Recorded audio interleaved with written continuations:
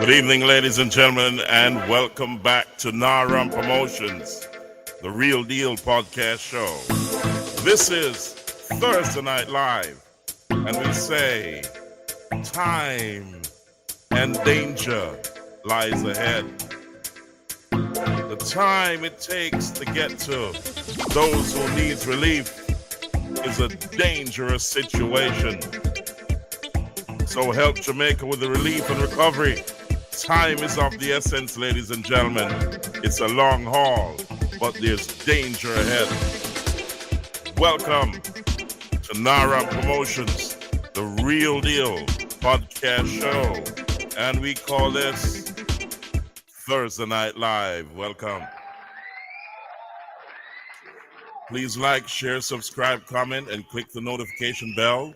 And always remember, ladies and gentlemen, pray when you're going out. Pray when you're coming in. And always remember, God is in control. To start this off, we're going to ask Pastor Jake, TD Jake. We're going to reach out to him and say for a word of prayer. There's many out there who have been devastated, and there's many people who are trying to help, and there's some unscrupulous people that we got to pray for. So, ladies and gentlemen, I'm going to share my screen with you with TD Jakes so that he can pray. And God knows we need these prayers. So, ladies and gentlemen, in a moment, I'll bring that to the screen. However, the efforts still continue. The relief efforts are continuing in Jamaica. And ladies and gentlemen, you need to continue to keep the word out there in the media. There's a lot of things swirling around in the media that's trying to dampen the relief efforts, but keep it out there. Like, share, subscribe, comment, click the notification bell. Here we go. Let's get TD Jakes to say a word of prayer. May the strength of the Almighty God rest upon you. May the anointing of God rise up in your belly when the road gets tough. May the Spirit of God empower you with life and strength when you feel all by yourself and all alone. May God renew you like an eagle. May you present yourself like a lamb, but always have a lion in your belly.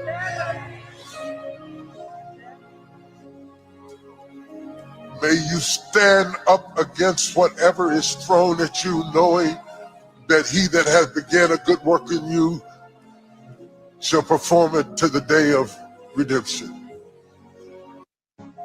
May the strength of the Almighty Ladies and gentlemen, God. amen. We need strength these days. We've got to have faith. We got to have patience. But let me give you some holy inspiration right now. We all need it. And some holy inspiration. I'm going to ask Morgan Freeman to help us out in that respect. So, a lot of people think that whatever you pray for, God gives you, but he may give you that opportunity to achieve it. So let me have Morgan Freeman share his thoughts with you so you can understand what I'm saying, because this is just holy inspiration for a lot of us. So ladies and gentlemen, listen and let's learn from this. If someone prays with patience, do you think God gives them patience? Or does he give them the opportunity to be patient? If they prayed for courage, does God give them courage, or does he give them opportunities to be courageous? If someone prayed for family to be closer, do you think God zaps them with warm, fuzzy feelings? Or does he give them opportunities to love each other? If someone prays for patience, Let's do you think God listen to that gives them again. patience? Or does he give them the opportunity to be patient? If they prayed for courage, does God give them courage, or does he give them opportunities to be courageous? If someone prayed for family to be closer, do you think God zaps them with warm, fuzzy feelings? Or does it give them opportunities to love each other? So you understand, ladies and gentlemen, to be alive is an amazing thing right now. It's a blessing to be alive because you have the opportunity to rebuild and rebuild better. You now can learn from past mistakes, or you can implement other things that you have learned throughout this process. So give God thanks. Give God thanks for life, and also you must remain strong in your faith and keep that hope high, ladies and gentlemen. There's a lot of people out there who are suffering. You know, I'm going to start light and I'm going to move into some heavier stuff. Let's touch a little bit on St. Elizabeth, a famous place that, some people may have been over the years, down in Treasure Beach. Just to remind you that there's still a lot of damages in Jamaica, and there's a lot of people that need help. So if you remember the shorelines of along Jake's in Treasure Beach, there it is no longer what it was, but they're working their way back to get things to some kind of normalcy, and this is what we have to do. Time is running out. When it comes to aid and so on, it only lasts for so long, and it can only go so far. So not everybody's gonna get help. The damage is enormous. It's big. However, there's a process to get to you, and we have to remain patient. In the meantime, unity is strength. You got to build together. Join in groups and help each other, help those who can't help themselves, and help each other to come back quicker and stronger. Don't sit around and wait and complain and be angry. This is not the time. Time is running out. You gotta, the rains, the hurricane season is not over.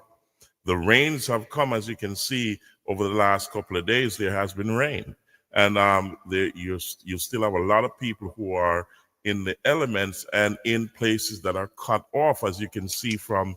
I'll show you a few videos of what's going on down there. However, there's other people who are trying to help as well. They got to prepare and send stuff down there, and it is ongoing. Do not blame the government. You can't ask the government what it can do for you. You must say to yourself, what can you do for Jamaica and for the people who cannot help themselves? You've got to go out there now, gather your strength, unite as a team and as a family, and go out there and help people. There's a lot of people doing that. So I'll show you a few. Let's start here and move our way into some other stuff. So here we go. So if you know Jack Sprat, a lot of us ate food under this shelter, which is no more. All the tables were here. But they're currently actually on the ground doing stuff with the fishermen and getting boats to remote areas. They just opened for business on Tuesday.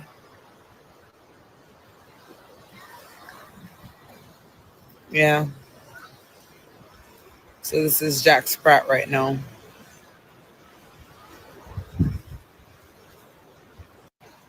So if you know, so there you go, ladies and gentlemen.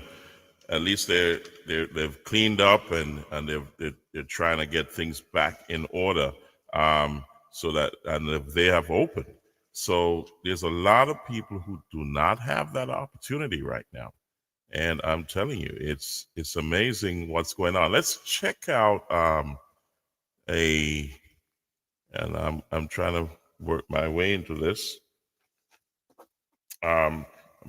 This is a member of the House of Representatives in Jamaica.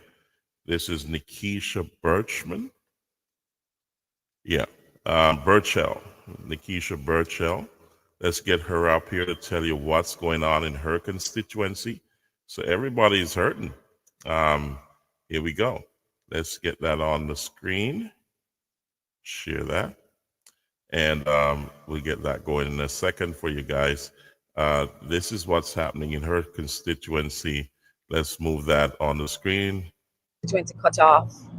We made a plan last night and we waited for hours to find a way in. Eventually, we decided to try the path of least resistance, which took us through Long Hill, Roehampton, Mafuta, into Mount Horeb, Fern, and ultimately we're aiming to get to Cambridge. At the same time, Council Gordon had a team that was making their way from Stonehenge towards Cambridge to meet us halfway. Our goal was to reach those in greatest need, to deliver some food to them, and to check on the shelters and assess medical emergencies and reconnect communities that have been completely cut off since Melissa, the merciless, passed through. We're also working to open a path from Mount Horeb through Barnet Bush to Springfield, Barnesfield, Maroontown, Garlands, Moko, Arcata. Garlands is my home, where my parents, my brother, they are still marooned. We haven't heard from them since the storm. And many of you are in the same position, waiting to hear from loved ones. Please know that I'm trying to get to them. And I will update you whenever I can connect, even briefly, like I'm doing now, through someone's Starlink. There's only a narrow, very precarious lane open through Long Hill up to Montpelier. Beyond that, the stretch toward Copper is completely blocked. Concrete light poles are down, strewn across the road. And near the Copperwood Community Center, those who made it out on foot told us that a flooded sinkhole has covered the road, about 6 or so feet high, they tell me. Even if we clear the poles, we can't pass until the water recedes. So we're focusing on the Anchovy, Roehampton, Mafuta route. Along that path, the destruction is widespread. Homes, shops, bars, gone. Landmarks we once knew are now unrecognizable. At Anchovy High School, 3 men are still sheltering there under a blown-off roof. And no food or means to cook. So we're arranging meals for them. Today we're cooking at Miss Bebb's in Lawsley and distributing from a little kitchen there to whomever we can reach. Roehampton Primary, Refuge Apostolic Church also lost their roof. Clinic in Roehampton flattened, gone. And we still can't reach Bickerstead Primary. You remember the Spring Bottom community that I showed you some time ago, where that beautiful well once stood? The whole community is now underwater, submerged, families displaced. An elderly man is there who urgently needs medical attention. He's at Rasta Matty's home in the Buena Vista area near Spring Corner, Spring Bottom. He has a detached catheter and urinal bag and it's bleeding. And he needs to get out. Only a small boat can reach him. And in the midst of all of this devastation, something gave me hope last night. A young man was riding his bike, desperate to reach a nurse in Normandy. He was coming from Fern. His girlfriend there, keen to have baby. We helped to lift the bike over the poles, to clear the path, and got him food. So you see, in the middle of that storm, there was still a little hope. There was still love. But that little baby is who we're fighting for. I just hope, as I said, that they don't name the baby Melissa. Tick it up. So far, we're aware of a woman in Carlton who is still inside her car. She died. She needs to be airlifted out urgently. Another body was in the ball ground area. Last I spoke, I don't know, a local funeral home was trying to get to them. I don't know where they're going to store the body. And in Blue Hole, a man is believed to still be inside his home. He died during the storm and no way to reach him. This is the reality of rural life after disaster. I want to thank those who've been working around the clock to clear the roads and reconnect our communities. Reese and the crew from Stonehenge, Garnet and the team that is pushing through Springfield to Maroon Town, the bikers and the men in Lawson, Roehampton, Mafuta, who didn't know where they were going to sleep last night, but they were clearing the road. And Styles, who has been out clearing the roads, supplying food to those who need it. Without pay, without food, without knowing where they're going to lay their heads, they were looking out for their neighbors. That is the true spirit of South St. James. That is what gives me hope. I know that hospitals and commercial areas have to be prioritized. But when we're ready for the conversation, I want you to know that rural people matter too. We need food, medicine, communication, and dignity for our dead. We cannot continue to be the last to get relief every time. I will continue to lobby for a proper rural disaster response plan and also a development plan for us that ensures our communities are not left behind again. Melissa came straight for us in deep rural, and we deserve a response that reflects that reality. We need the helicopters here. We need the resources where they're truly needed.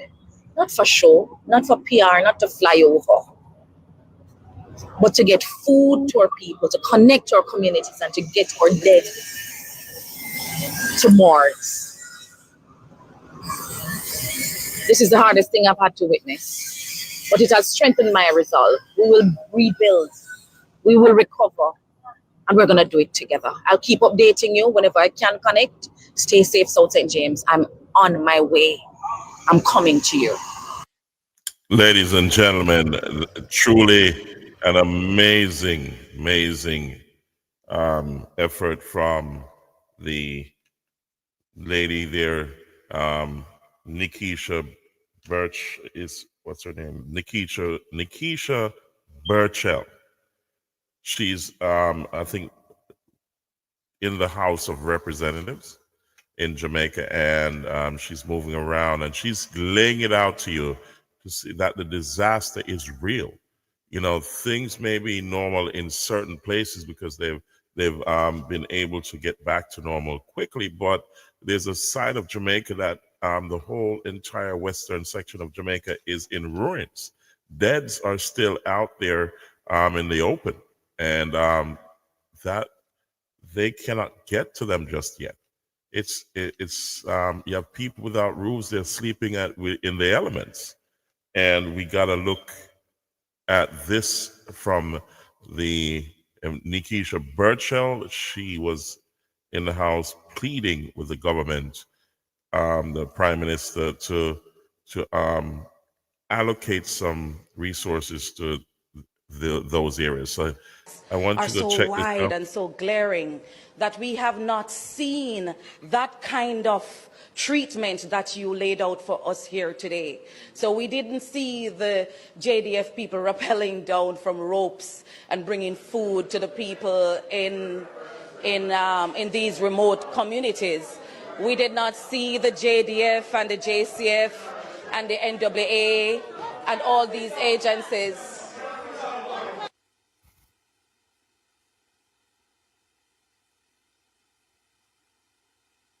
Madam Speaker, most of us appreciate English language and understand similes and metaphor, but you'll get there. No, Madam Speaker.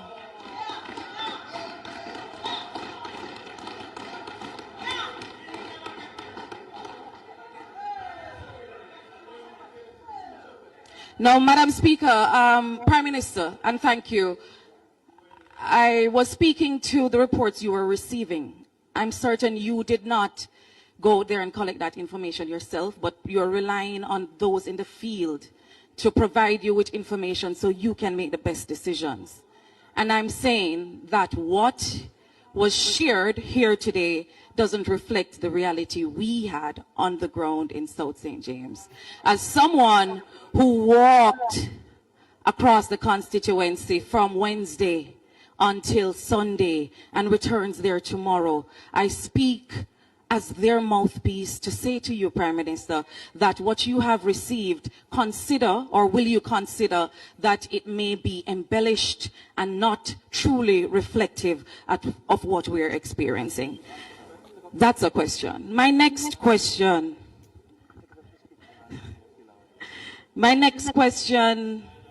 is about the scale of the damage and inadequate allocations. And I want to thank you and thank your cabinet for considering that $10 million allocation to a constituency like South St. James.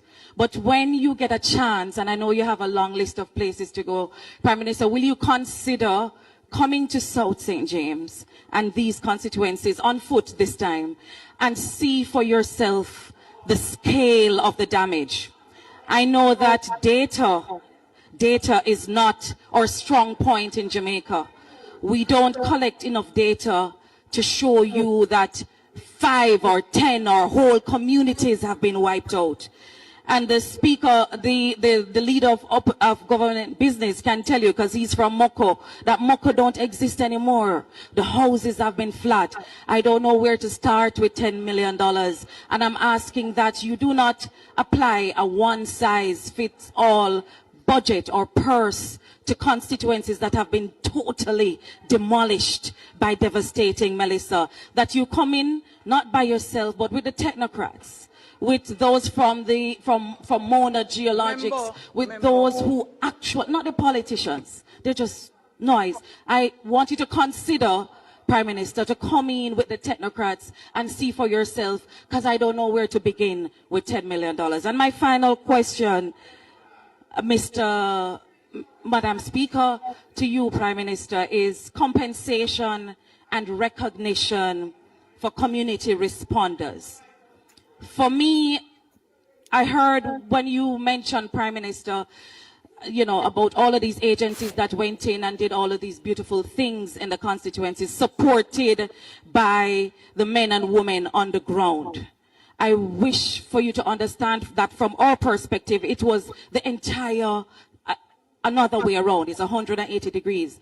It was the men and women from the constituencies who went in first, second, and third to clear the way so that they could come in. And I want you to consider, or will the Prime Minister consider, that the stimulus package that you proposed be thought out in a way that not only the big contractors who come in with their trucks and their tractors from parishes in St. Thomas and Kingston get the big bucks, but consider, Prime Minister, that these people who use them saw, them hoe, them machete to clear a path be given some of the big bucks too, and not just the crumbs after they have swallowed up the bulk of it. Thank you, Madam Speaker. So there you go, ladies and gentlemen. There's many sections of the country that are ailing, and it's the local people that are really making the effort to reach others in hard to reach places that the rescue helicopters cannot land because there's so much debris and rubble, and the terrain is not accommodating to that kind of rescue. But the roads have been cut off because of erosion, and you can see. Let me kind of show you some stuff here. I'm gonna touch into a compound town. Let's get a compound up here.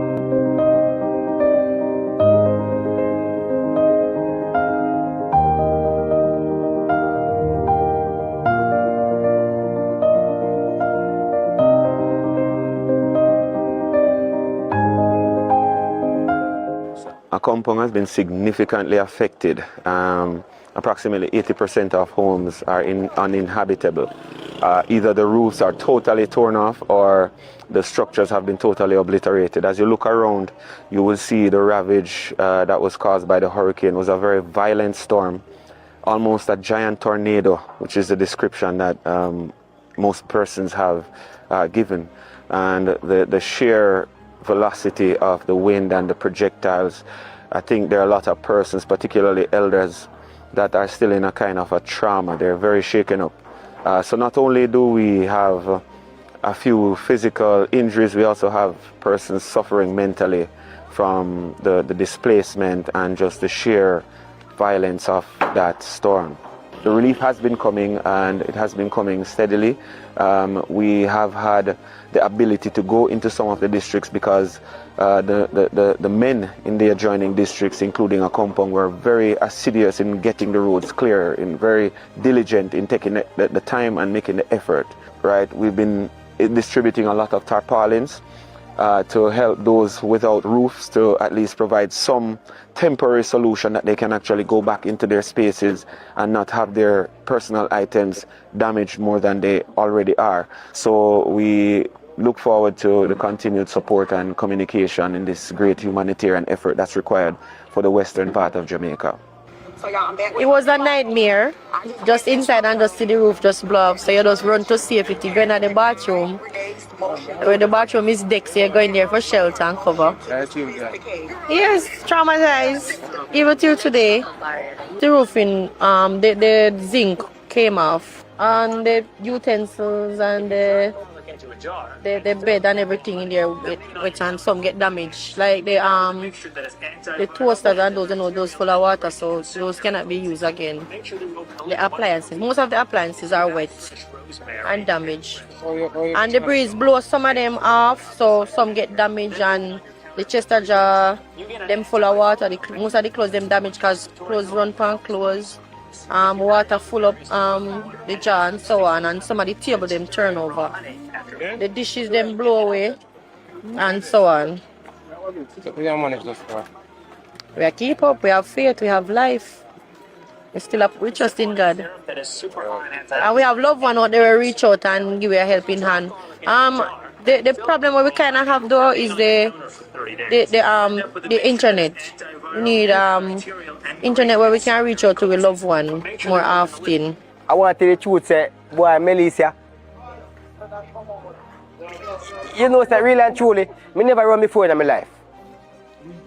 And trust me, Melissa make me have to run. My all stop gone. You know what I mean? Me lose everything, but at the end of the day, the most important thing is life. You know what I mean? Because once there is life, there is hope.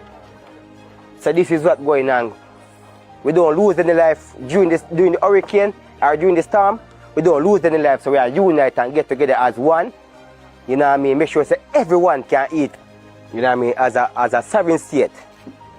You know what I mean? We realize, say, boy, now is the time, you know, for us to get together. You know what I mean? And unite as one. So here at the distribution center, what we do on a daily basis, we provide 1 to 2 hot meals, right, for the elderly, the young ones, and for the single mothers, right? Those are the priority individuals, generally for the community, right? So we do that once, sometimes 2 times per day, and that helps with, you know, easing some of the burden. Persons have nowhere to really cook. Their houses have been destroyed, so this is like a central hub for distribution and meals. And whatever comes through here, whether they're packaged and redistributed to other territories who need them. We try to ensure that the home base is covered, and then we fan out and try to see how much assistance and aid we can bring to other districts. One of the key implementations we have been successful in doing is the connectivity, reconnecting loved ones with their families externally with mobile Starlink systems, right? We started doing this from last year in Beryl. We found out it was a very useful piece of equipment to have.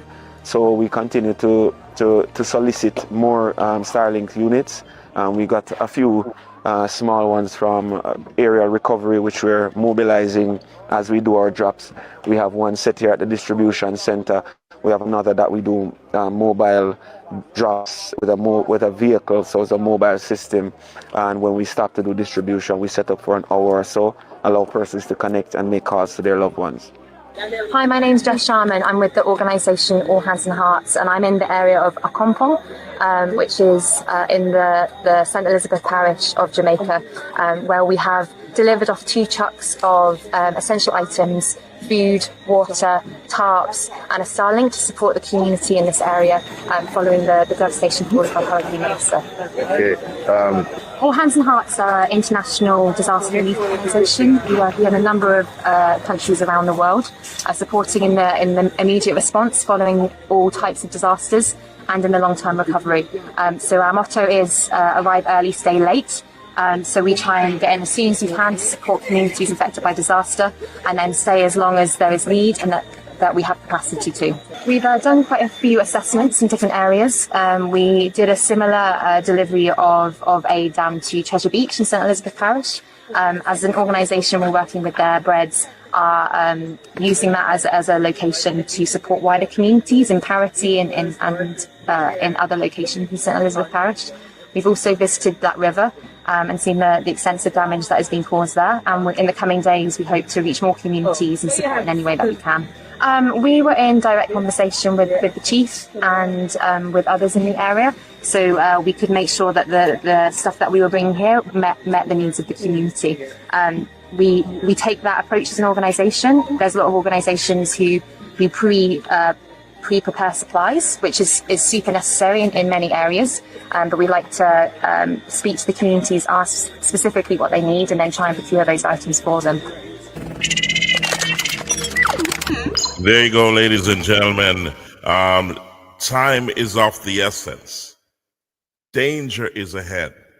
The help is not going to be there forever, so we got to unite and unite now and unite strong, to get this recovery on the road real quick.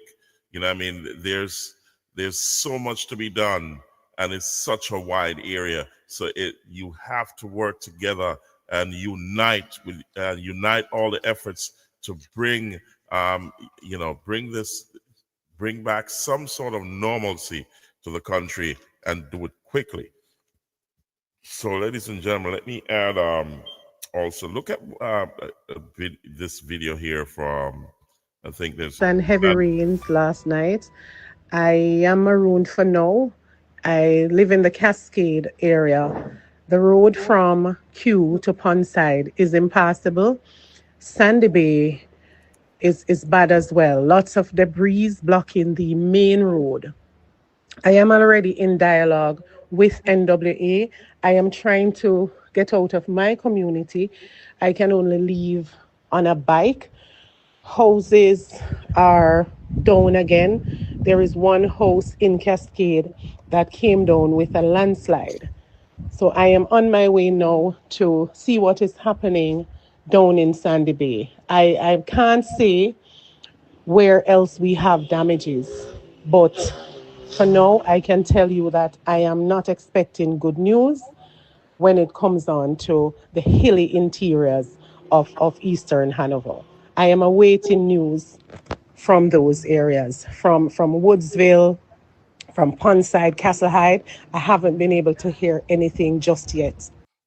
We had high winds and heavy rain. So, ladies and gentlemen, as you can see, it's difficult to reach certain areas. As the videos come in, I'll share them with you.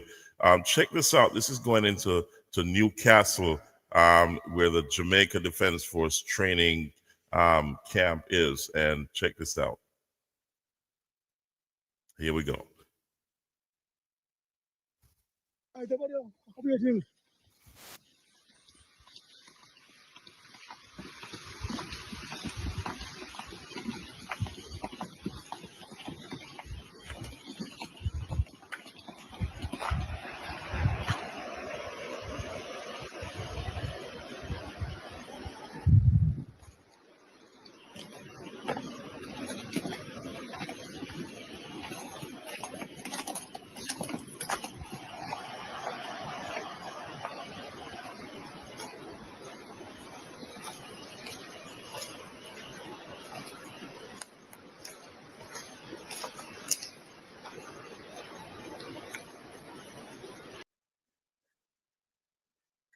Ladies and gentlemen, there you go. I'm telling you, it is amazing. Let me bring that back on the screen there. It jumped off. So hold on, ladies and gentlemen. Let me share that with you again. Big heavy something. Get up. You don't know which way walk to a coffee place, and then come down right here, so. You then come down right Let's here, so. back this up a little bit. Here we go. Right here, so then come down. Here we go.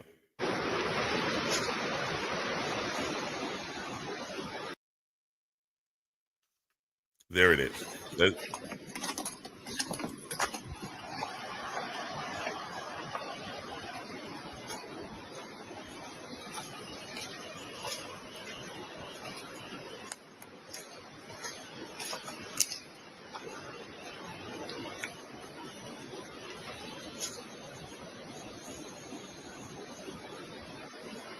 See them? You see the switch and walk. Because as you can see, there's no road. So see them a while ago walk, get them some jump. So they get some heavy jump. You don't know where they find road, they make road. As you can see, there's none here. None of the here. It's all gone. So right there, so now they make a road. Look up some big heavy something. Get up. You don't know which way they walk to a coffee place. And then come down right here, so. So then come down right here, so. Right here, so then come down. And then continue down. I guess the van or the truck, the army truck coming for them. Because I had some big blow drum. I don't know if I know water because it was a water place. More likely maybe some sort of, I don't know, whatever. House, everything gone.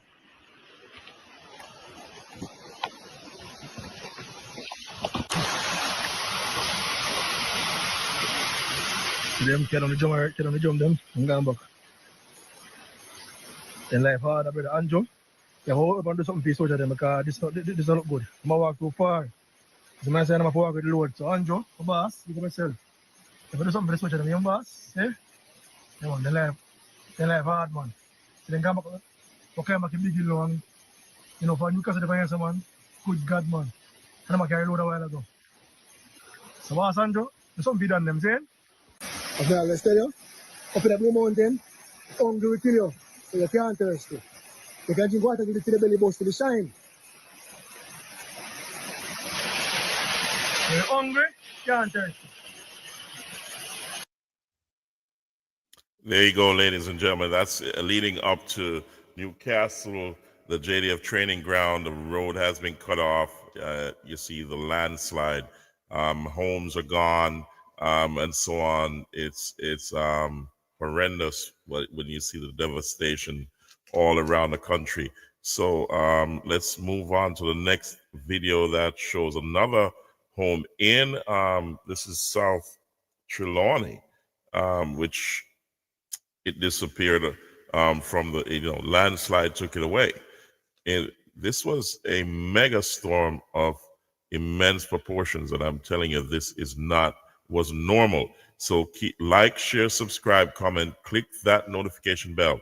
Keep these videos in the media because it is not over. There's still a long way to go, ladies and gentlemen, and you got to help your fellow Jamaicans to recover. So here we go. And I realized that they switch pipes. Let me bring that How you back. survive this? That took me out. I was in the building and I realized that the switch pipes at the back were cracking up. And I went to the end of that second floor. Yeah. I looked up the step and I realized the step were bursting coming down. And I never even had time to lock back the grill. Says you alone live here? Yes, I live on the second floor down there. And I never had time to lock the grill, not even the shop grills when I came up. And when by the time I reached up here, I realized there was a ditch between the road and the property. Mighty God. It was already cracked straight across. I had to just jump over. So how you reach up? The step was cracking up while I was coming up. So I had to run up on the same step because that's the exit. The road is the shop was at the road level. People could drive onto the piers, drive and just buy and go back. Ladies and gentlemen, did you hear what they just said? If you see down in the dip where the house kind of caught on the cliff face there, it was at where they're standing right now, and it left from there and slid down the entire building. So let's continue to listen. in their vehicles. So the just up entire here, structure come down. everything went down. From here up here, the road level to where it is now. I had a building plan. A plan was passed by parish council.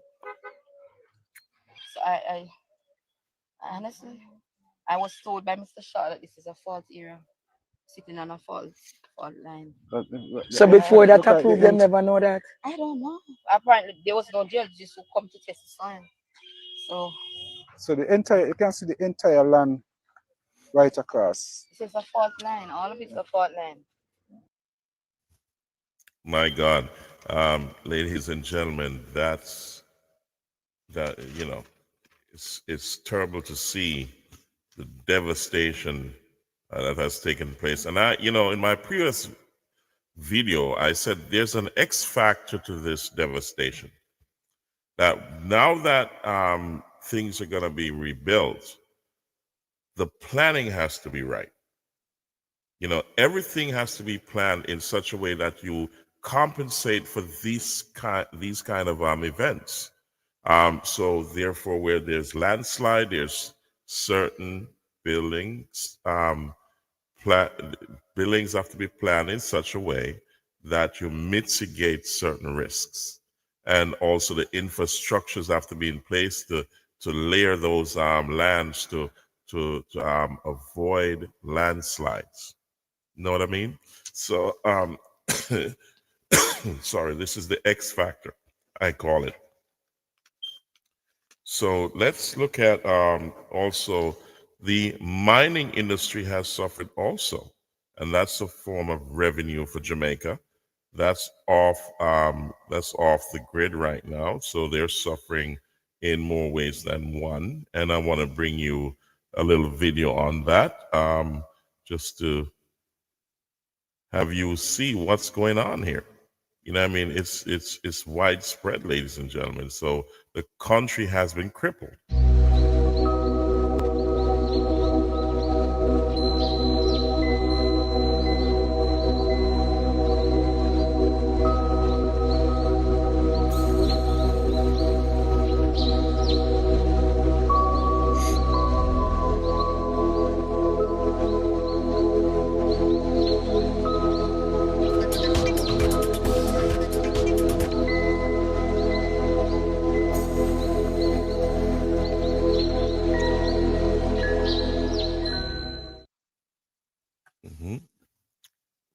So, ladies and gentlemen, as you can see, Hurricane Melissa deals a $40 billion blow to the mining sector, and that's what they've assessed in early in this their assessment.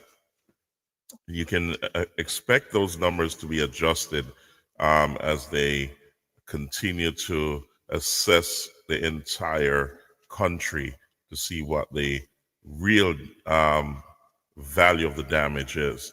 So these are only early days, ladies and gentlemen. So, at this point, we say time is of the essence.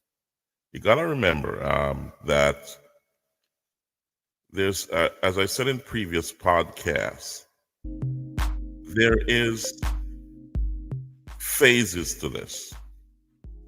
See, the relief came in to help those who are most vulnerable, and up till now they haven't finished that phase one element yet.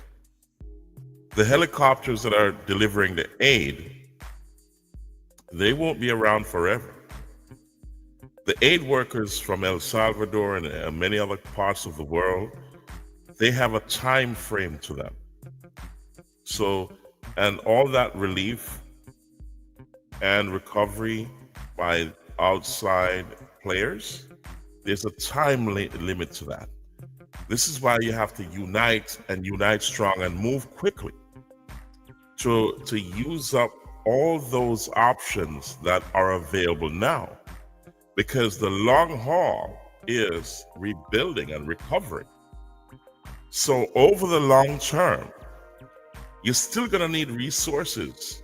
However, you gotta try to get as much things as possible done in terms of helping those who can't help themselves, get things, the roads going. The government has to take care of that. It's a huge area. You know, it's the entire country had some damage at some level or the other. So we ask also the world and the diaspora to continue to send in all the aid that you can, all the support you can, the monies you can right now. You got to keep it coming. It's going to be a long-term event to recover. The relief is long-term also, because remember, you have the mining areas out of action. A lot of businesses out of action. So there's no place to work or to earn. So we got to keep supporting the relief and recovery effort. So I'm going to dive into some of the things that have been going on. And I'm saying at this point in time, it is no time to be arguing and fussing and getting angry. Action speaks louder than words. Let's move into action and unite. There's a lot of stuff going on we can deal with later on. I know there's a few things that were swirling around in social media. Yeah. That also, we got to say, be careful of what you say now. You do not want to discourage the efforts that are being that are in motion now to help the country. If there are unscrupulous people out there, there's a process you have to follow, and you got to follow that order. And I'll when I touch this video, I'll discuss how you go about things and take it out of the limelight, because there's a lot of people getting ready to help, and it can discourage them.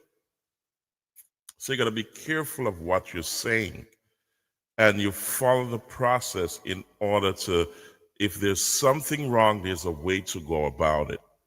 But on this end of the shores of the overseas, when we hear it and what is going on down there, it can be discouraging to a lot of people. So you got to be absolutely careful of what you post out there online.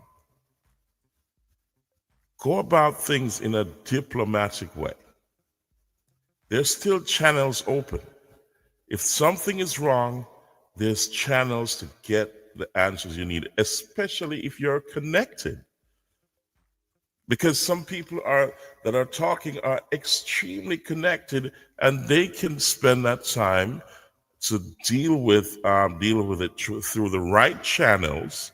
And also, you got to understand that the priority is to get to the people who need help right now. That's the priority, to get access to those areas. That's the priority, and we need to be concentrating on that, not concentrating on certain other things that can be dealt with later on. You get what I'm saying? I understand what the urgency is, but there's a time and place and a way to go about things. So let's kind of touch into this, because I saw this come up, and I wanted to address it because it's not a good look, you know. So let me bring that on the screen if I have it lined up, and let's see where it is. I'm going to get that on my screen in a second. And, you know, I just wanted, here we go. Let's get this up here. Right? Them come on a cargo plane, Dunce Head. Right? And I'm thieving brother and thieving family over the work at the airport. We don't understand. So when things are do things on them hard, you think up. When you think up here though? You think a terry long life we up here live, I want them Luman life they up here live. We're working hard and we're trying to do things to the country, and we're doing that the cargo come. Right? First and foremost, take forever for give with the cargo. Right? And when the cargo come out and we start looking to the cargo, Starlink missing, stove missing, all kind of blood missing, and the barrel them half empty. See, nothing never happened to Kingston. There's no reason for nobody at Kingston for your teeth, nothing from the people of Jamaica. You understand me? But I saw on the stay one of a dirty crowbeard reptile. I should have come in and come go to some scandal back because that's what deserve. You know? You die straight. So we have a thief from poor people and thief from people who go through such a hard time. Who not broken at the. So you get the gist of what's going on there. And I'm saying when certain people speak, it reverberates around the globe quickly. It goes viral.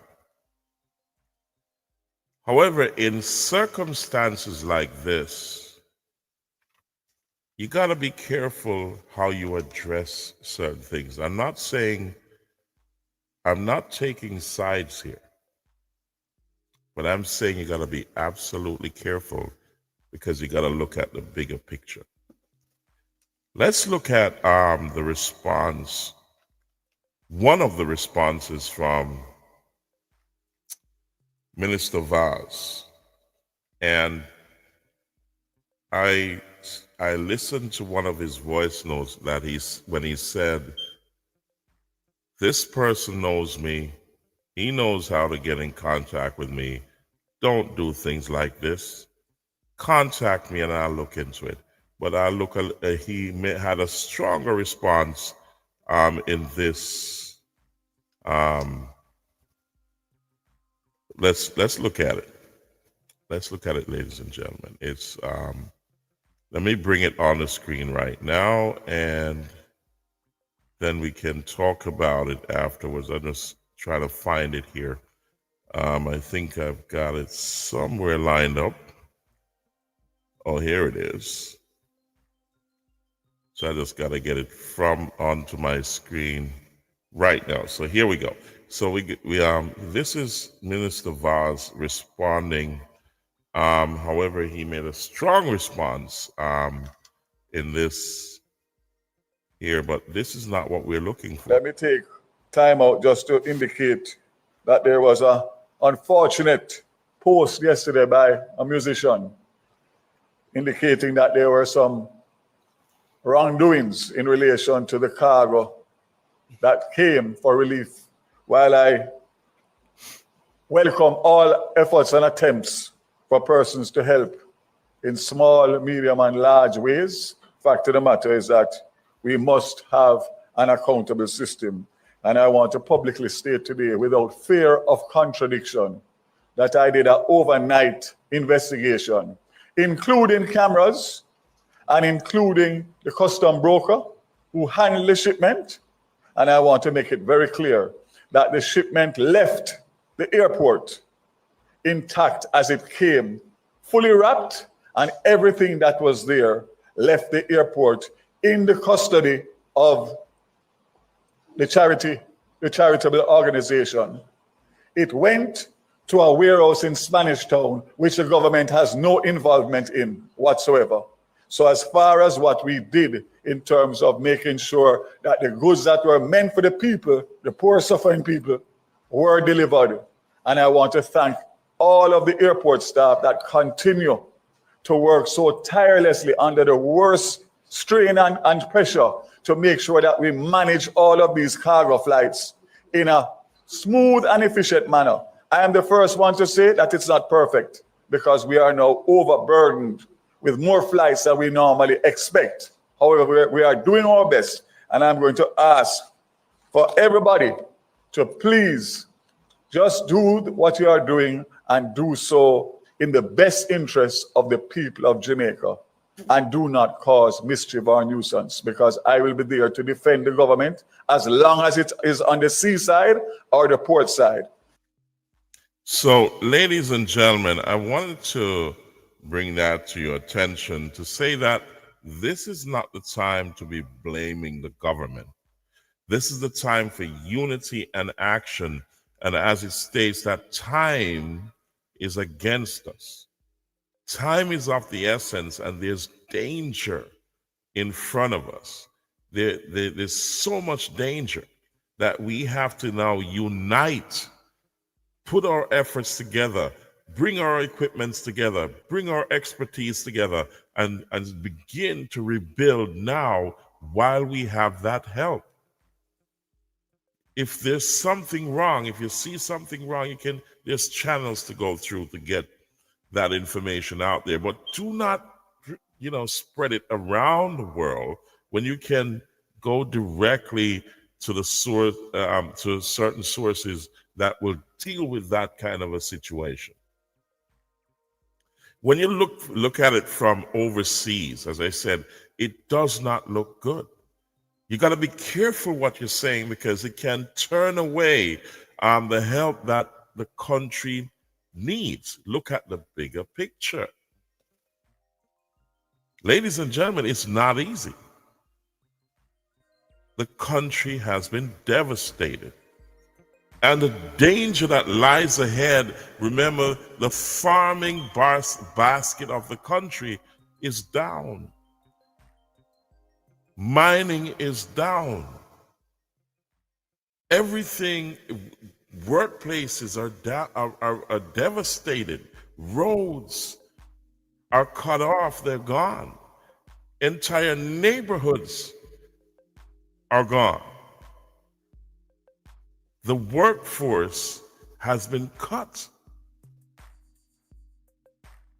There's so much that needs to be done over the long term that we do not have the time to be bickering amongst ourselves, getting angry, jumping on social media.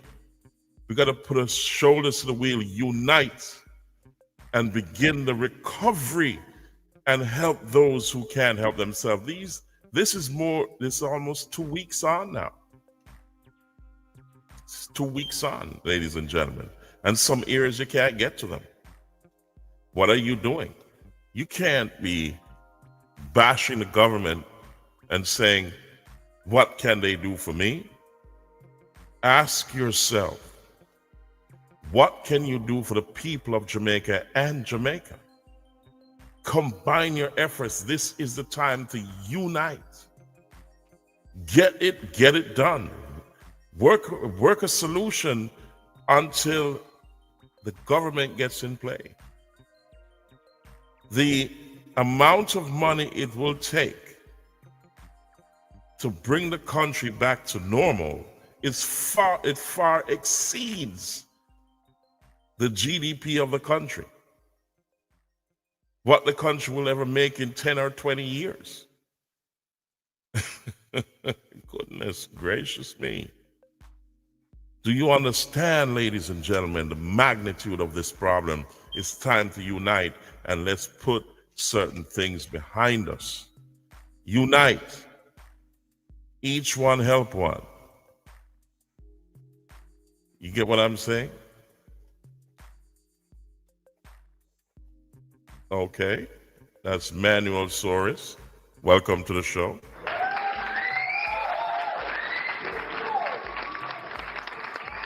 Ladies and gentlemen, it is not easy. And let's move on to the next video. And Manuel, I'll get back to you in a second. And we're gonna look at the help that we're getting right now. I wanted you to check this out. This is one of the U.S. helicopters.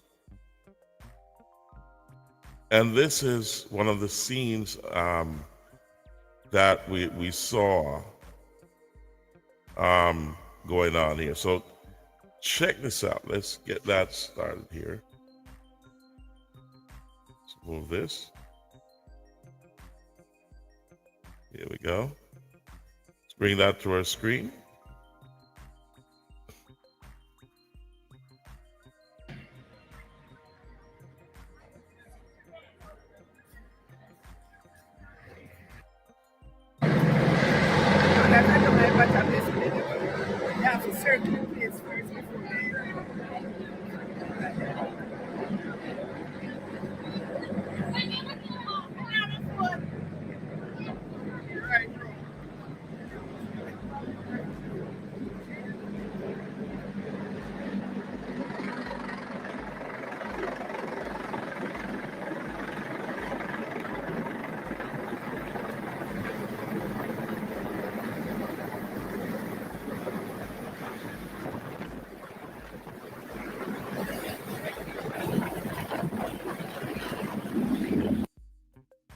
Check this out.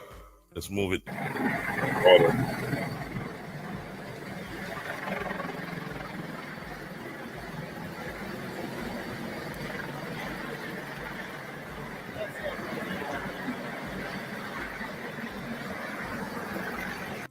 So, do you know how much it costs to operate one of these things? If you ever understand the cost of operating one of these things, and one of these helicopters, these Apache helicopters, U.S. Apache helicopters, it costs a lot to operate one of these things, and they won't be around forever. So we got to utilize this help while we can and do what we can to complement what they're doing. So let's check this out. This is an aid being dropped at a location in Eastern Hanover.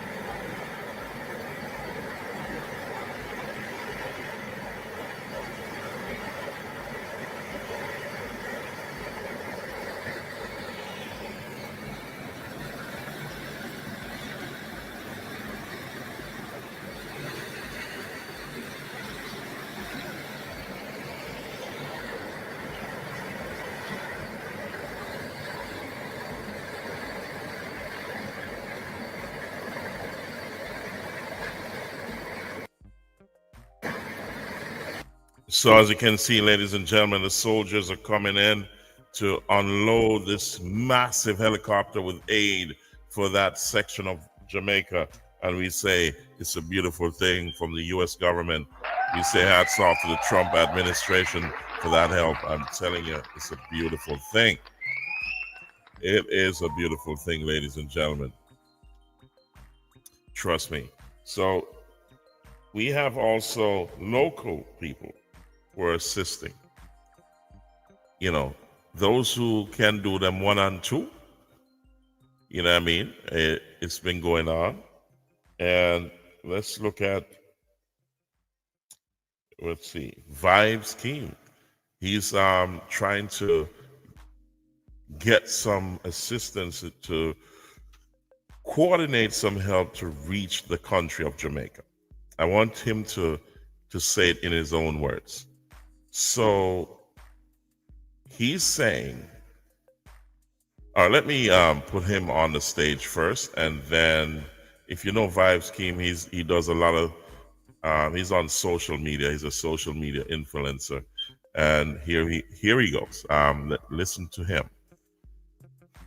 There is anybody in the parish of Westmoreland that has information on a credible organization that is on the ground in Westmoreland, helping the people out there, please have them reach out to me ASAP.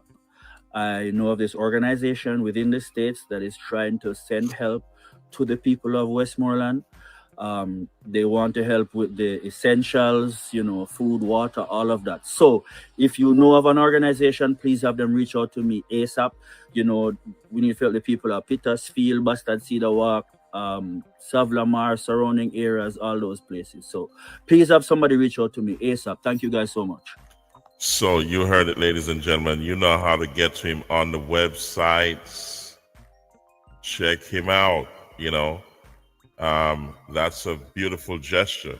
So reach out to him if you have anyone on the ground. I know there's a lot of charity organizations down there, churches and so on. Get involved. Reach out to Vibes Scheme, and Vibes Scheme, go on the social media, you know, your WhatsApp, what do you call it, your TikTok or Facebook. He's on there. He's all over the media. You know what I mean? So that's Vibes Scheme. Go back to the announcement. You'll see it on the bottom left-hand corner how you can reach them. So, ladies and gentlemen, also we had a young man on a bike. He's on social media as well. Has no home, but he chose to reach out and help others.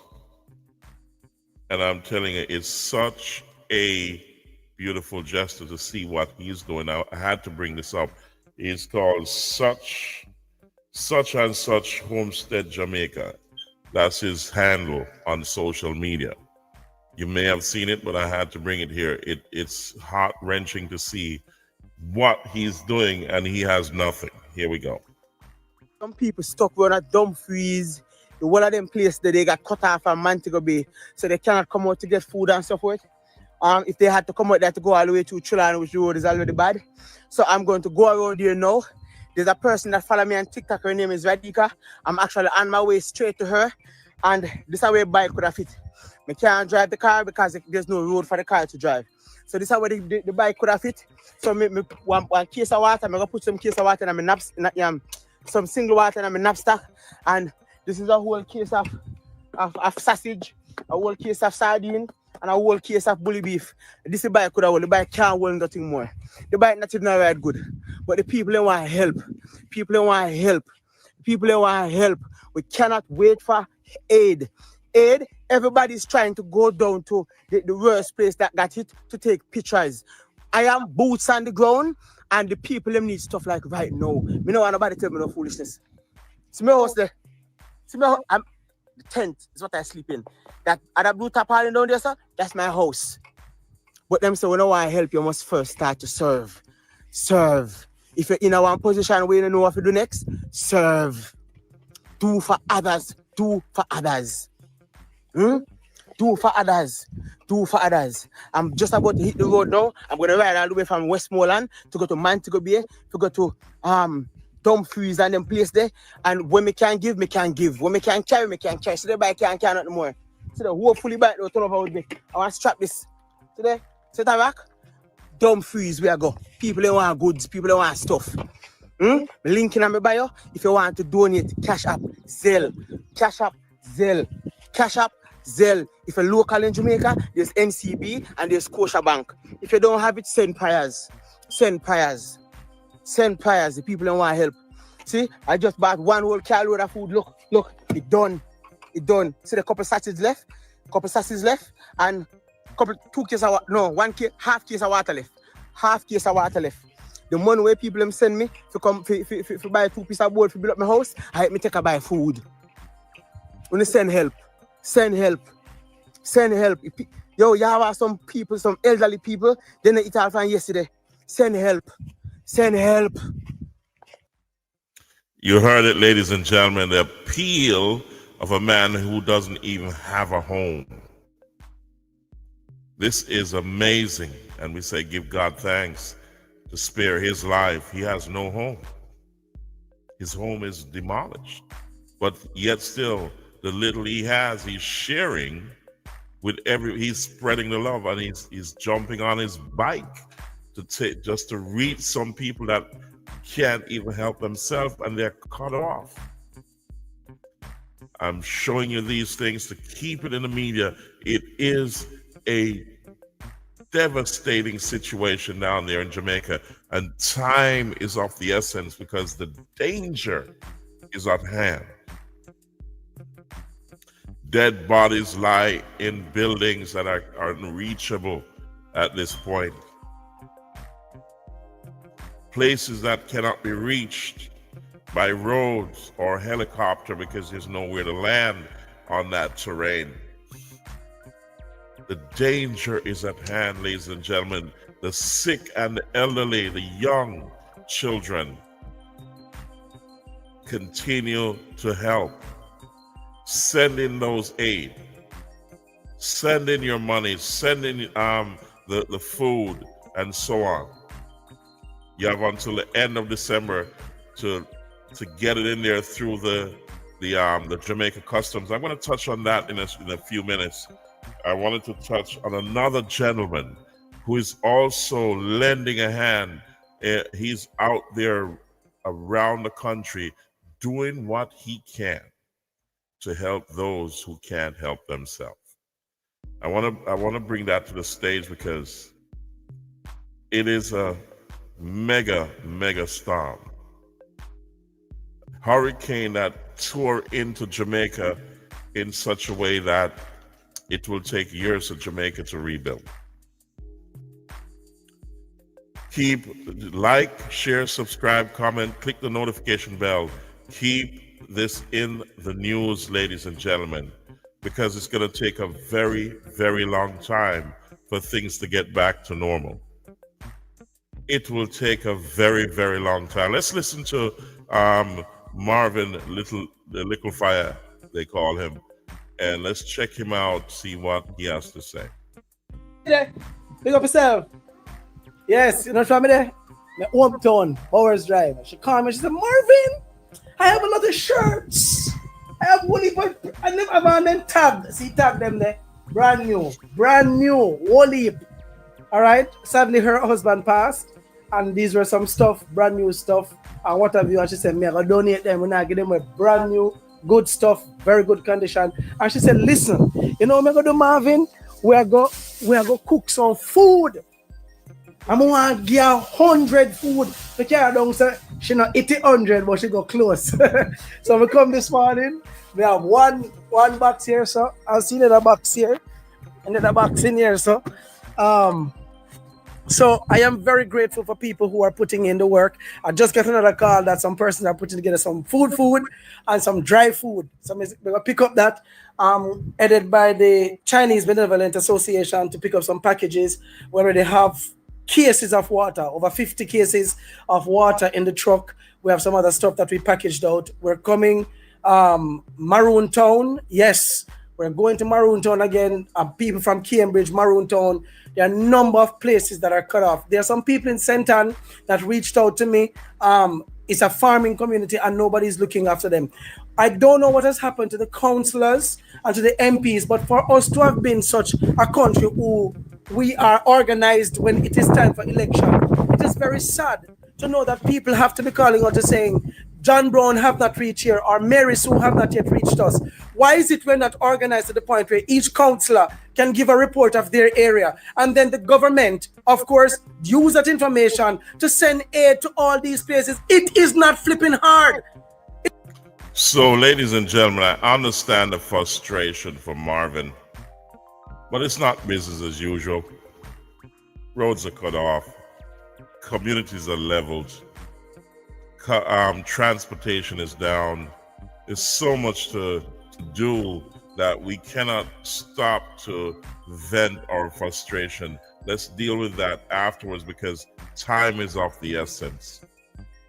We got to be careful what we put on social media.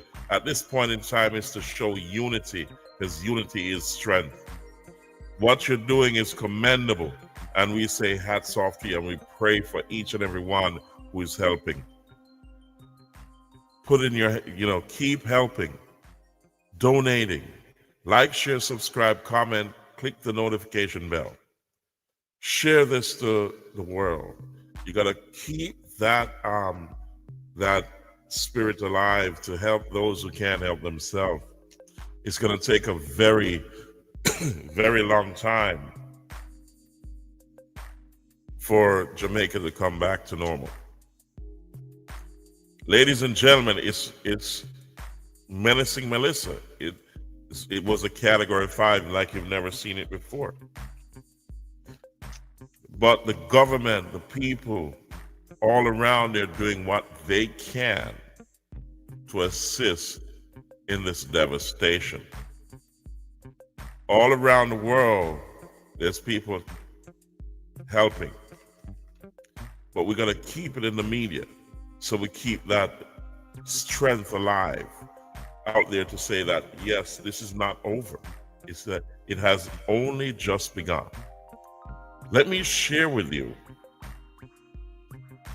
what the Jamaica Customs said on Smile Jamaica. let's bring that to you so you can understand how to deal with coming through the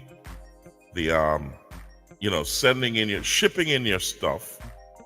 So let's get that going, and then we'll move on to other stuff. Here we go. Say this barrel coming for relief, or this barrel just accompanied 2 jackets and 2 shoes and things. So what should we do if let's start that again. Barrel always a come.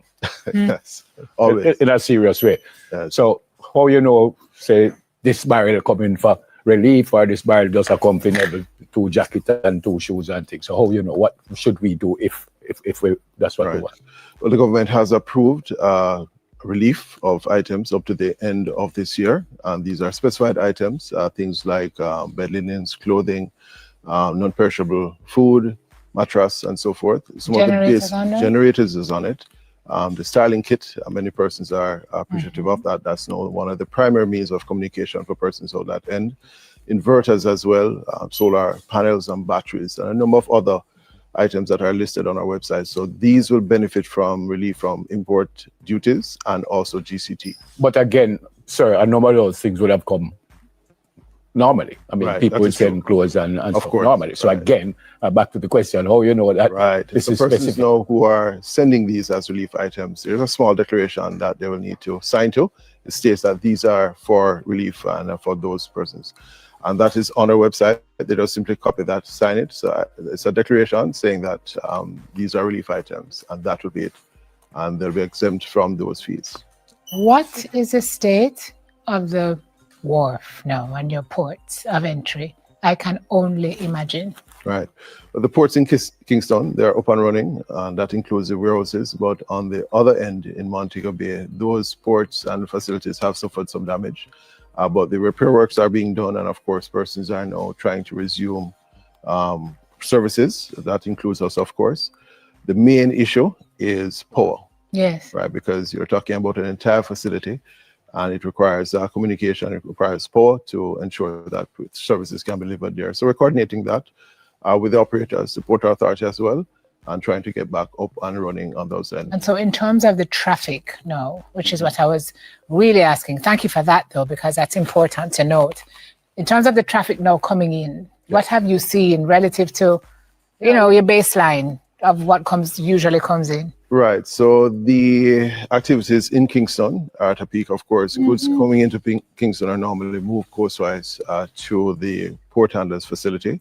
The air cargo facility as well in Montego Bay, that has suffered some damage, but there is a rerouting of those. Everything is coming into Kingston. Through Kingston, right. Wow. They have started receiving commercial flights in Montego Bay as well, but again, there's some damage to some of the facilities. Mr. Williams, some people might want to send stuff directly to a hospital or maybe to a school as opposed to me or Simone, because, is it the same thing that obtains for that, or that would be something different? Right. So we do have a body that's set up for specifically for that for the schools. It's the National Education Trust, NET, and of course they represent charitable donors, persons who are sending. Of course, we know that, as was mentioned before, over 600 schools are damaged, and so that is coordinated through NET.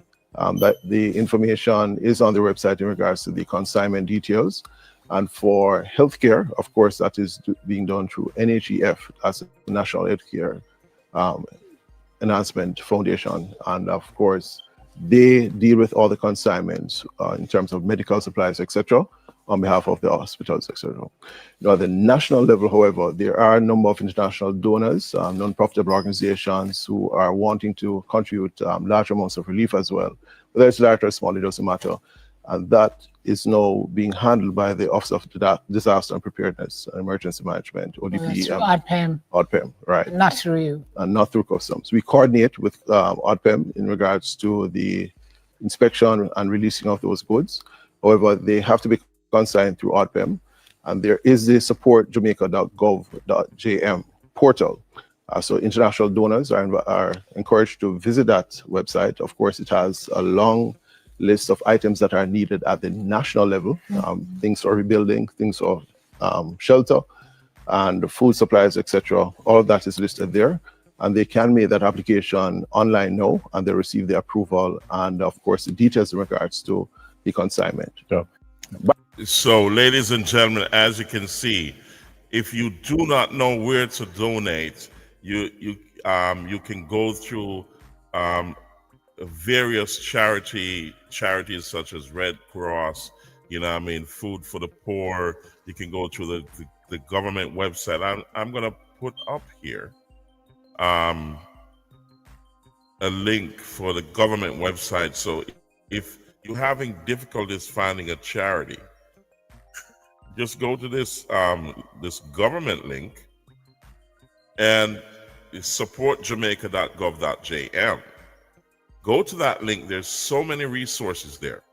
You can also go to the Jamaica Customs website to find out, what can you ship and what not to ship. They have a list of stuff that they've put up there to say, hey, these are the stuff you should send, and these are the things that are exempt from tariffs and so on and GCT. So go to the Jamaica Customs Agency website and you'll see the list. So, reach out to the Jamaica government, or you can go on the Jamaica Customs website. You'll find a lot of resources there in order to send your stuff in. Also, there's a lot of help going on in terms of organizing here in the United States.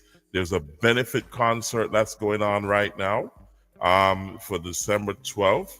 It's called Jamaica Strong. It's Shaggy and Friends, and these are going to be a whole host of artists in and around the Caribbean and around the world who will be performing at the UBS Arena. That's in Queens, New York. So you got to check it out. You can buy a ticket. You don't necessarily, if you can't make it to the concert or you can't donate, you or send stuff to ship, then you can buy a concert ticket, and that goes to the relief effort in Jamaica. So check this out. Here we go. Food and water. So I don't want to be flagged for the music, but you can see this is the Jamaica Strong concert. This is the benefit concert for the relief of Jamaica. So they're raising funds to help to rebuild Jamaica. This is going to be a big concert on December 12th at the UBS Arena in New York City. This is a Jamaica Strong benefit concert. Just buy a ticket. You can go onto the UBS Arena website. I'm going to put that up right now. You can check it out, ladies and gentlemen. The UBS Arena website has the tickets up.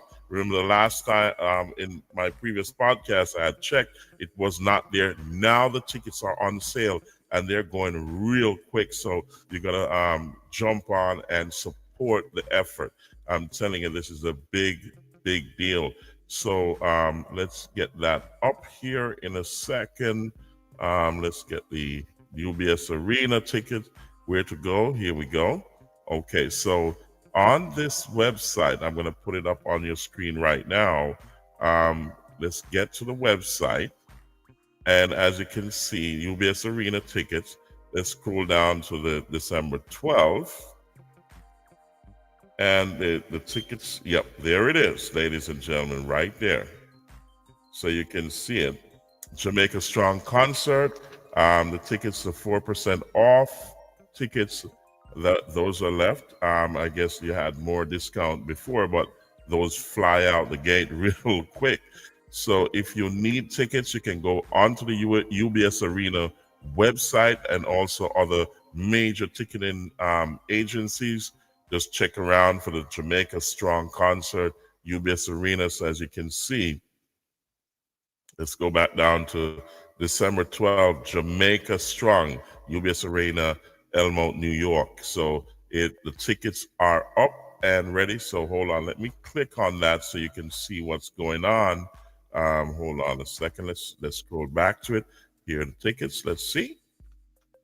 Let's see what the price is. Hold on a second. Continue. View tickets. Let's see what's good. Let's view there you go. The tickets are okay. You see the prices. The $3.49. Certain sections, there are different prices depending on the section of the arena you're going in. As you can see, you can choose which section you want to get in at what price.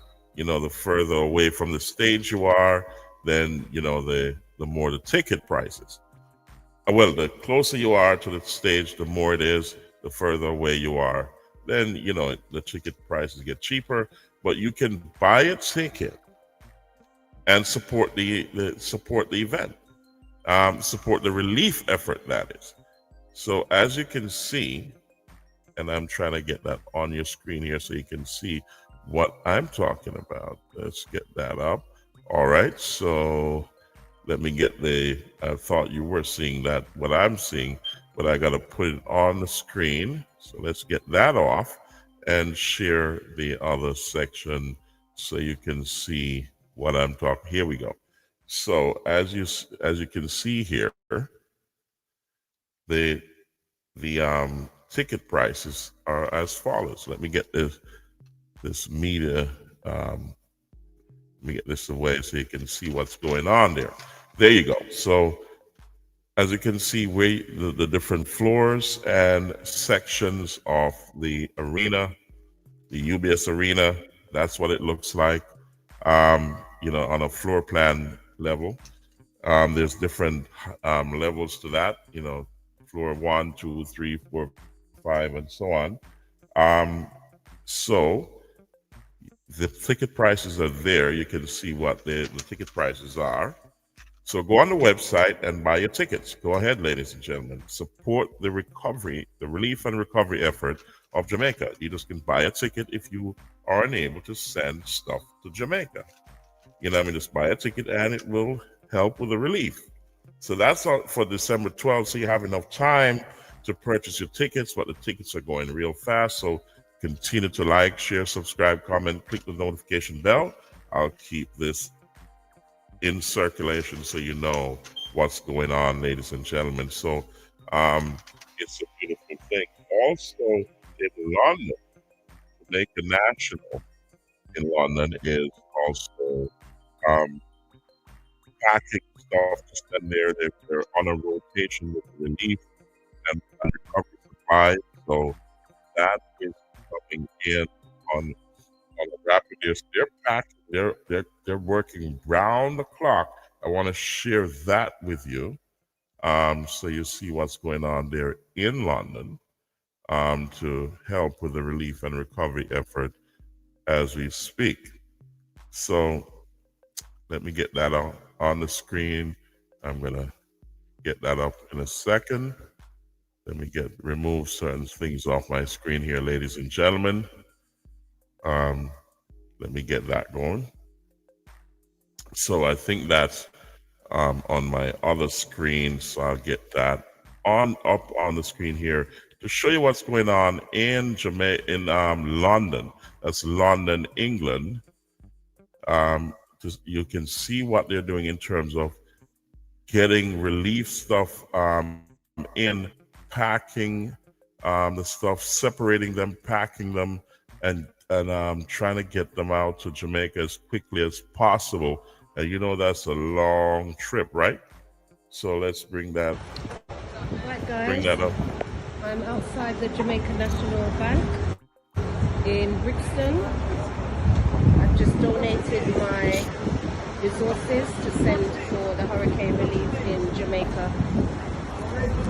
So I'm just showing you what the atmosphere is like down here. See how we can come together. Look. There's the truck loading up all the goods. These are all volunteers. All these volunteers are here. See, people are still bringing. So if you need somewhere to bring your donations, please bring it to Jamaican National Bank in Brixton. It's right opposite the police station, just on the Gresham Road. So I've already been in and donated, but I'm just going to go in so that you could get some precise information about what is needed and things to avoid bringing. Volunteer here. I spoke to this lady earlier, and I'm just going to so that you can hear for yourself. Sorry, ma'am. Yes, sorry. Please just say one more time. What is it you mustn't bring? Yeah. No clothes. No clothes, no shoes. No shoes and no medical supplies. Yeah. This week, every day, between 10 what and hours 4, again? 10 and 4. 10 o'clock and 4 o'clock. You can come in the week.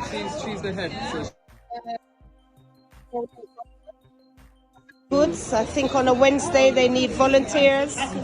We're here Monday through to Saturday, 10 till 4. You leave and we pack on a Sunday. Right, okay.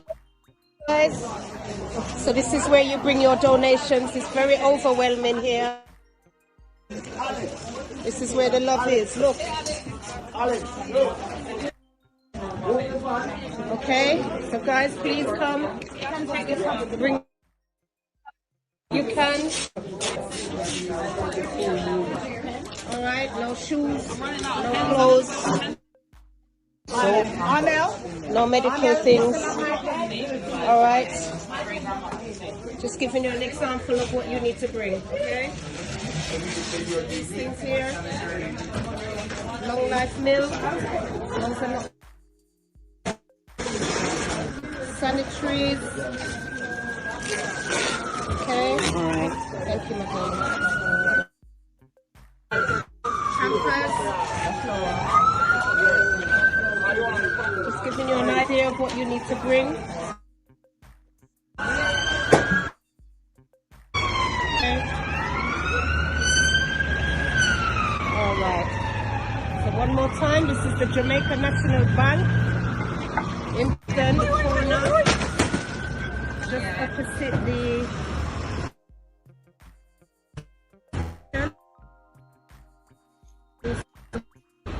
opposite the Nando's in Brixton. It's Stockwell Road. Stockwell Road here. All right, so this is a reputable company or organization that will guarantee that your donations are going to go to the right.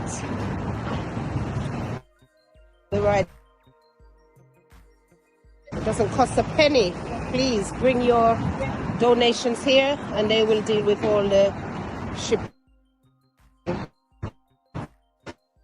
So, ladies and gentlemen, as you can see, Right, guys.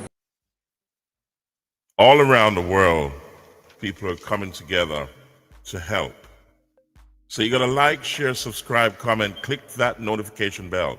Keep it in circulation. Let people know what's going on. The recovery effort is not over. The relief effort is not over. It's a long haul. People are still suffering. Business places are down. They have no jobs, nowhere to go, no form of income. So they're going to continuously need help until things come back to normal. The government of Jamaica cannot do it by itself. It is far beyond the coffers of the government. We got to help and continuously help, and also coordinate with those, join groups, go and help if you have a skill, a trade. You have some sort of equipment that can help with the recovery. Please do so. Because the faster the country gets back on track, the faster the people can get back to work and get back to being independent. This is not the time for shenanigans. This is not the time to argue and get upset. This is the time to unite and pool our efforts and our resources together to build back stronger. The government is doing what they can, And they're not perfect, neither are you. If we had been paying our taxes, land taxes, and all that good stuff, maybe things would have been different. A little bit more money would have been there. But not everybody does that. We got to understand nobody's perfect. We're not blaming anybody. But we all have to come together and pool our resources together, pool our efforts together, pool everything together, and move in one accord. The more we unite, the stronger we get, and the faster we recover. It's time to unite and move quickly, because time is of the essence.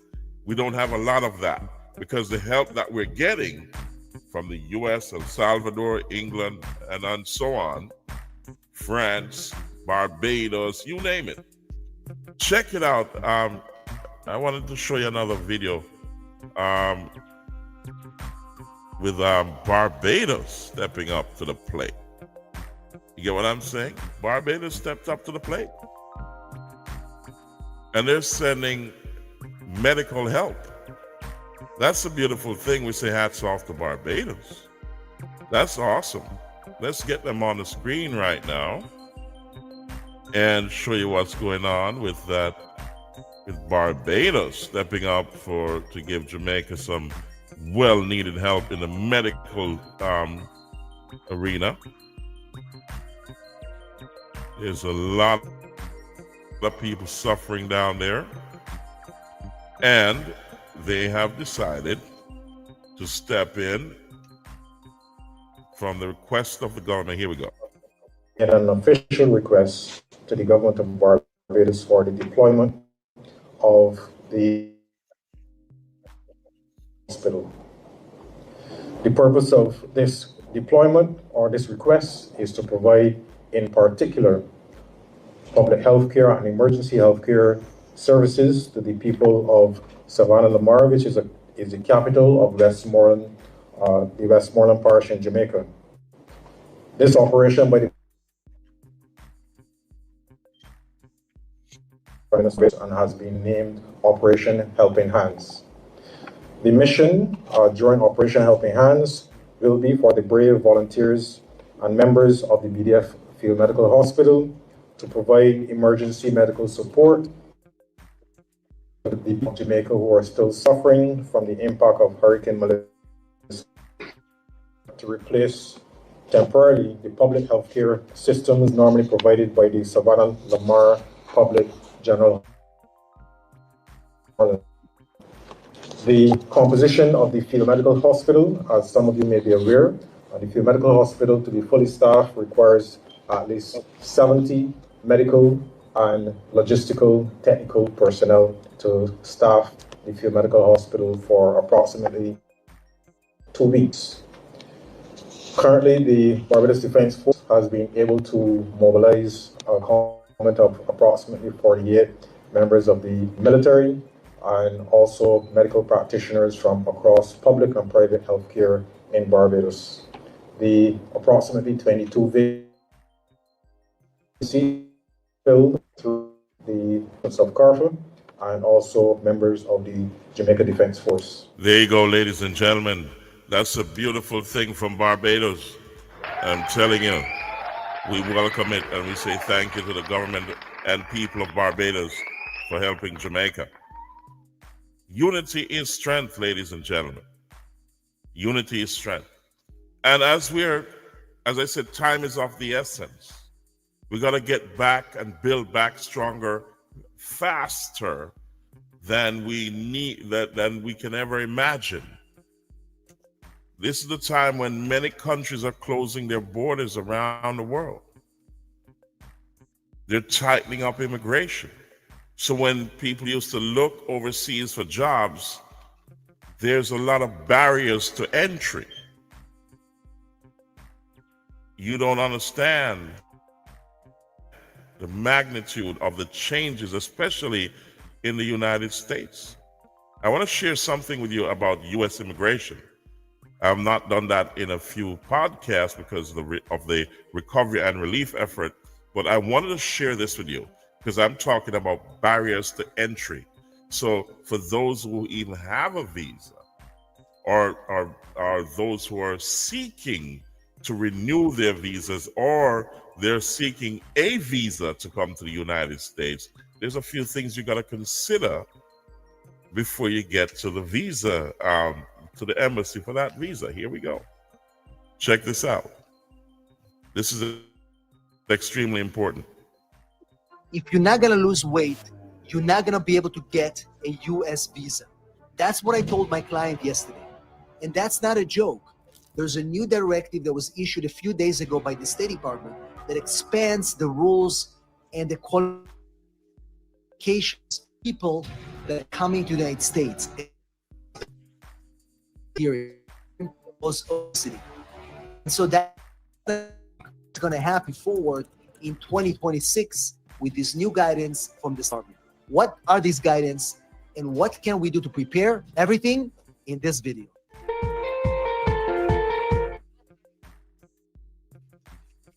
Well, back to Immigration Channel. In this video, we'll talk about the new expanded health criteria that were just released by the State Department. They were internally released by the State Department, but they're working on a final regulation that's going to make it official. But as of now, consulate officers are being directed to expand their criteria as to which medical conditions could disqualify somebody from coming in to the United States. So what happened a few days ago? Well, the State Department issued an internal directive to all officers, including those at embassies and consulates worldwide, directing them, hey guys, when you evaluate visas. Now, we know that medical condition and medical screening has always been an issue. It's always be able to get a visa. If you had a disease or any other communicable diseases, you couldn't get a visa. But this directive expands it to more chronic illnesses like obesity, blood pressure, certain cancers, heart condition, and even mental health condition like severe depression, bipolar. So while this cable still has not been released to the public, we know that these guidelines are currently being implemented by US officers across the world. Why are they doing this? Because they're telling officers they need to assess these applicants to see if they're going to become public charge. They're going to take money from the government because of their medical conditions. What is the likelihood that these conditions will drain the US government? Now, let's talk about these expanded list of medical conditions because there's quite a few of them. Now, before I talk about this and financial capacity assessments and what you can do to prepare for this, to pass those interviews, even if you have some of these conditions, I want to ask you a big favor, guys. If you're watching my videos, but you have not subscribed to my channel yet, please do so right now. Click the notification bell so you don't miss any of my videos. And also give us a big like so YouTube will be able to show these videos to more people just like you. As always, if you need help with your immigration matters, send me a text 619-483-4549 or go to www.immigrationsap.com. Leave your details and one of our team members will contact you ASAP. Now, what are these expanded medical conditions? So the State Department essentially instructed these officers to look at the list of chronic medical conditions that could, if long-term care is needed, could be very expensive and potentially, if the applicants cannot afford it, will drain the US government because they have to pay for it. Some of these conditions are, number one, cardiovascular diseases, any chronic health with your heart or things like that. You had heart bypass, you had a heart transplant, potential, elevated issues with your heart. Those are things they'll be considering. It's not an automatic black and white, but they'll be asking you questions. You have to provide documentation to show what has happened and what the future is going to look like for you. We're looking at respiratory diseases, things that require more treatment, more equipment that is expensive. Those things, they will be asking questions to see what you've done before and what is your plan for the future. Cancers are also on the list. It's the first time that cancers are on the list because, as you know, chemo is expensive. If you don't have health insurance in the United States, people get into trouble, get into debt, and eventually lose it all. People who get cancer, they have no health insurance. This can be up to $200,000, $300,000, $400,000 in treatments, and they are going to be looking at that kind of people, figuring out they can afford it, if they have private insurance, and if they don't, it's also going to be neurological disease on that list, and mental health conditions, bipolar, severe depression. All these require very expensive medications, and if you don't have the money or insurance, it's going to be a problem for your visa. But also, they're expanding it even further. They're looking at, well, does this applicant have dependents? So, for example, you're getting a green card through your spouse, and you have a child that potentially could be disabled. Maybe they have some heart conditions, or maybe they had or have cancer. That could also be a factor. Depends on whether you'll get a visa or not if you have dependents that are also ill. Because the way they see it, if you have a child that you have to take care, let's say they have a special condition, special needs child, you won't be able to work, therefore you won't be able to support yourself. Very, very wide, broad power given to these officers to make those determinations. The second thing they're going to do is financial capacity assessment. Under the new guidance, the officer will have to determine if you have financial capacity to come to the United States. And specifically, if you have medical conditions or potential medical conditions, are you be able to take care of this? Or you'll become a public charge and ask money from the US government. And then once again, if you can prove it, you're good. If you can't, it's going to be a complicated process, and your visa probably will be delayed and potentially even refused. And this policy, guys, is departure from the current medical screening, because right now you get a blood test, you go through a medical exam doctor that is assigned by the embassy, and they see if you have anything contagious, communicable diseases like TB and things like that. This is beyond that. This goes further into your health history. They're going to see some records from your doctors and determine whether your depression is okay now, whether your cancer might come back, and things that I don't even know if these officers have the capacity or the ability to do it. These guys are not medical professionals. And so my prediction is that this is going to increase potential scrutiny, and the denial rates is going to go up. Now, it's very important, guys, if you have family members that have any of these conditions, or if you have it, you need to be prepared. You have to show what are you doing to mitigate this. You have to show that, maybe even get private insurance before coming, or showing to the government that this is something that is under control and it's not going to balloon and become an issue, right? So you can do this right now before you apply. So if you do suffer from any heart condition, cancer, or you are going through this process right now, document, show how you're making progress, and be educated about your condition. So when the officers are going to ask you questions, you're going to be able to show them that it's not as bad as they think, and that you are to handle it with the resource that you have, or potentially you'll be able to get. So remember, there's the new things. It is coming. You guys have to be aware of it, because it is going to be impacting a lot of people. Once again, if you need help preparing for any of these visa applications, you send me a text 619. So, ladies and gentlemen, as you can see, there's a lot of barriers to entry into the United States. Please like, share, subscribe, comment, click the notification bell. Welcome to every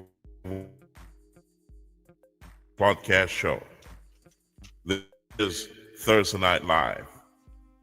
And I say to you, tomorrow we'll have Friday Fusion.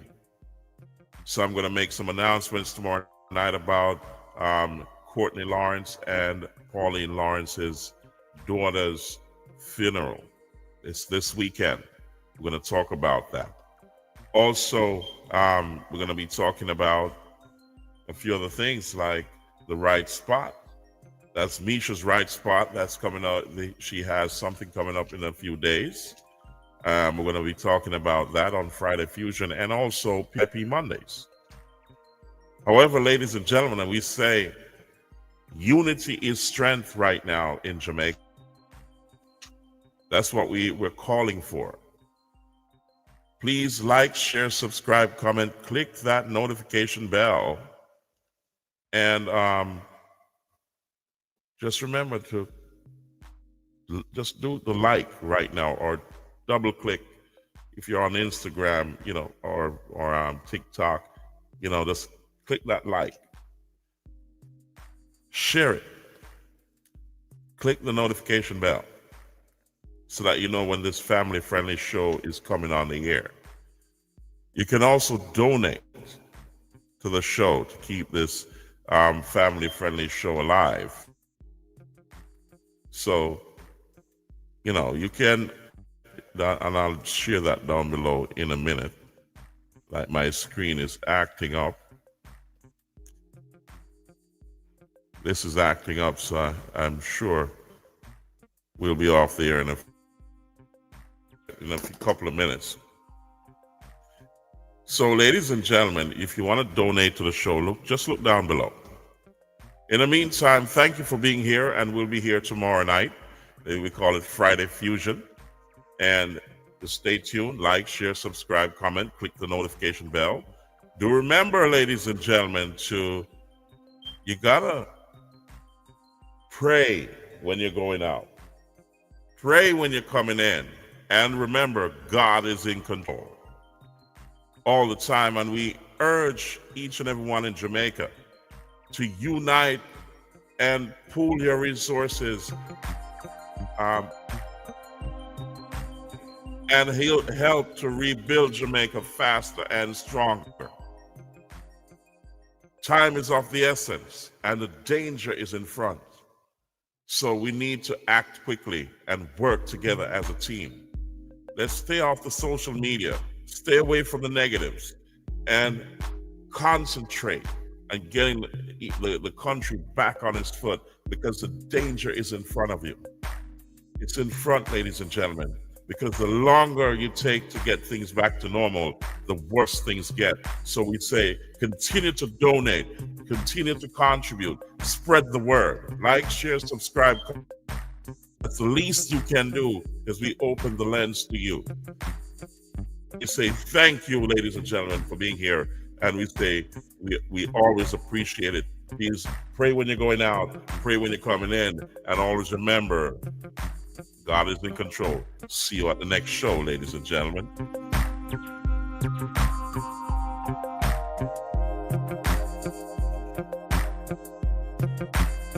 Our promotions is